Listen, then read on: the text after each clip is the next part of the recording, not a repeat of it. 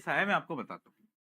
सबसे पहली चीज, आप लोगों के 2 बोर्ड एग्जाम कैसे हो सकते हैं समझना। पहला जो आपका बोर्ड एग्जाम अभी बोला है कि ऐसा होगा, बोल दिया है कि ऐसा होगा, तो समझना क्या ये दोनों देना कंपलसरी है? नहीं, बिल्कुल भी कंपलसरी नहीं है। क्या भैया हमें देने चाहिए? अगर तुम एक अच्छे खासे पढ़ने वाले स्टूडेंट हो, अगर तुम एवरेज बच्चे भी हो, तो भी मैं बोलूंगा तुम्हें 2 बोर्ड एग्जाम देने की जरूरत नहीं है। हाँ, बट अगर तुम वो हो जो कि यार भैया पास भी मुश्किल से हो पाएंगे, तो बिल्कुल दे सकते हो। पहला जो बोर्ड एग्जाम होगा एज यूजुअल, जो कि हर बार होता है फरवरी से लेकर मार्च तक, है ना, पहला बोर्ड एग्जाम। अब यहां पर बोला एक और बोर्ड एग्जाम होगा जो कि होगा आपके मई में। ठीक है, सीबीएसई वालों की बात कर रहा हूं, मई में। क्या हमें दोनों देना कंपलसरी है? नहीं, तुम्हारे पास चॉइस आएगी, या तुम दोनों भी दे सकते हो, या तो तुम ये तो तुम्हारे लिए कंपलसरी है, ये तो सबको देना है, बट ये देना ही नहीं देना, इसके लिए चॉइस है। इसके लिए क्या है बेटा? इसके लिए चॉइस, राइट, इसके लिए चॉइस।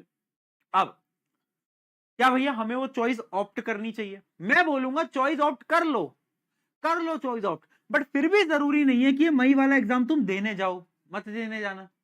अरे भाई एक ही एग्जाम देना। देखो भाई, पहला एग्जाम ये दोगे, तुम में से 99% बच्चे इस एग्जाम में बहुत अच्छा परफॉर्म करेंगे और उनके मार्क्स भी बहुत बेहतरीन आएंगे, मुझे भरोसा है। पर 1% बच्चे जो जिनको लगेगा कि यार भैया क्या पता मैं फिजिक्स में, मतलब मैथ्स में मैं तो फेल ही हो जाऊं, मैथ्स में बहुत ही कम नंबर आ गए यार भैया, तब जाकर तुम्हें दूसरा पेपर अटेम्प्ट कर सकते हो। तो 99% का तो यही काम हो जाएगा एज यूजुअल, बट 1% बच्चों के लिए ये पेपर है।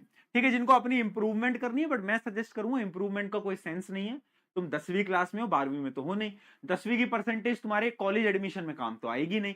10वीं में अगर तुम्हारी नॉर्मल परसेंटेज भी आ रही है तो भी काम कहीं ना कहीं चल जाता है लॉजिकली।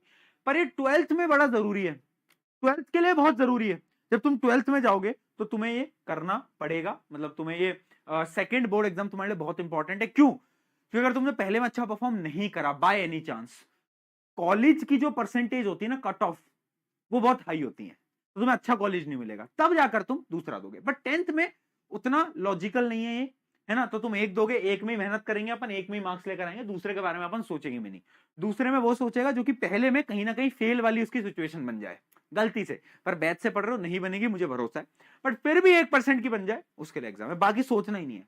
इसको दिमाग से निकाल दो, ये भी कोई एग्जाम है, भूल जाओ इसको, भूल जाओ इसको, सिर्फ इस पे फोकस करेंगे, सिर्फ इस पे फोकस करेंगे, इसी पे ही 95 प्लस लाएंगे, टेंशन नहीं लेनी। चलो अब आते